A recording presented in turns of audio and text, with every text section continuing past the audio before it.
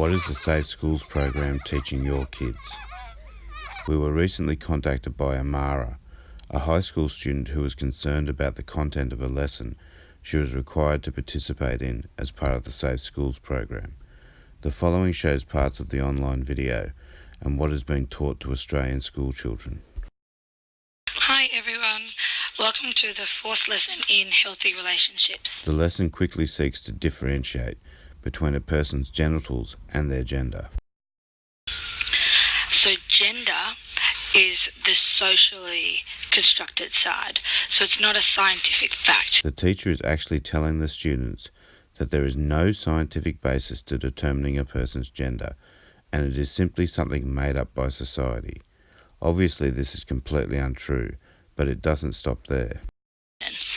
So it's our identity and how we should look, act and be based on ideas developed by society. So for example, to be masculine, they're strong, they like cars, it's all about muscles, violence. The colour blue is often related to being masculine. Children are being taught that those who identify with being male in gender are considered by society to be violent and abusive. The video continues for approximately another 15 minutes in the same fashion. At the end of the lesson, the children participate in a quiz which seeks to reinforce the factually incorrect information they've just been taught. Next, I would like to share with you my family's own personal experience with the Safe Schools program. The following is a conversation I had with the principal of my youngest child's primary school. I had no idea this sort of thing was going on until my daughter returned home from school one day, upset about the activity she was forced to participate in. Another thing that I wanted to raise with you, and this is quite disturbing. When Camp Birigai was cancelled, it's my belief that you went to the junior campus and you ran an activity with some of the, the 9, 10-year-old children down there. Yep. One of the children has told me that you gave them newspaper and sticky tape, put them into mixed groups, and instructed them to dress up as he princesses and she princesses. Is that true? My wording was, so there was a scenario that they had to dress up as Cinderella for the ball. I think my wording was it could be Cinderfella or Cinderella. The principal openly admits that mixed groups of 9 to 10-year-olds were instructed to dress up as a female character. Notice he says, I think. My wording was, it could be Cinderella or Cinderfella.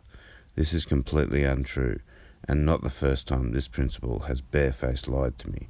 In fact, after talking to some of the other parents, they too had said that some of the boys involved had become upset when they were instructed to dress as he princesses. Still not convinced there's a problem? Then keep watching. This is taken directly from the Victorian Department of Education website and instructs schools that they have the authority to assist children in changing their gender without parental permission or medical advice. Parental consent. The policy currently does not explicitly address situations in which a student and their parents are not in agreement regarding the student's gender identity. There may arise circumstances in which the students wish to change their gender identity without the consent of their parents and without consulting medical practitioners. If no agreement can be reached between the student and the parent regarding the student's gender identity, or if the parent will not consent to the contents of a student management plan, it will be necessary for the school to consider whether the student is a mature minor, enabling the student to permissibly make decisions for themselves without parental consent.